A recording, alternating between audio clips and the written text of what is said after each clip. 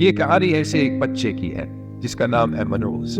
मनोज की गरीबी उसके बचपन को कैसे बदल रही थी, ये जानकर आप भी हैरान रह जाएंगे। आइए सुनते हैं मनोज की जिंदगी की एक सच्ची और दिल छू लेने वाली कहानी, जो गरीबी, संघर्ष और उम्मीद की मिसाल है। मनोज का जन्म एक छोटे से गांव में हुआ, जहां उसके माता पिता मजदूरी करके पेट भरते थे। गरीबी उनके जीवन की हर सांस में शामिल थी। जब उसके माता पिता काम पर जाते तो मनोज उन निर्माणाधीन इमारतों के आसपास खेलता रहता।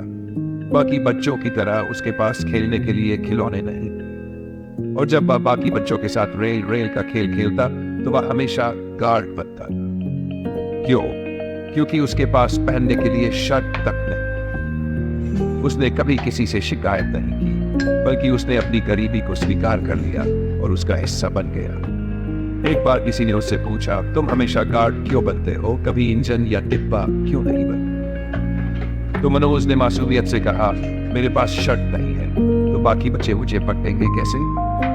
आप सोच रहे होंगे कि कहानी तो सिर्फ एक खेल की है, लेकिन ये खेल मनोज के जीवन की हकीकत को दर्शाता है। गरीबी के कारण उसकी मासूम बहन राधा भी भूख से तड़प रही। माँ बाप दिन रात मेहनत करते और फिर भी घर में खाना पूरा नहीं पड़ा। और फिर एक दिन, उस दिन ने मनोज की जिंदगी हमेशा के लिए बदल दी। मनोज की छोटी बहन राधा, जिसे वो बहुत प्यार करता था, धीरे धीरे बीमार पड़ने लगी। घर में खाने की कमी ने उसकी सेहत पर बुरा असर डाला। माँ बाप ने लाख कोशिश की, लेकिन पैसे नहीं थे उसे डॉक्टर के पास ले जाने के लिए। एक रात भूख और बीमारी ने राधा की जान ले ली। उस रात मनोज ने अपनी बहन के सामने एक वादा किया। उसने सोचा कि वह अपनी बहन की तरह भूख से किसी को मरने नहीं देगा।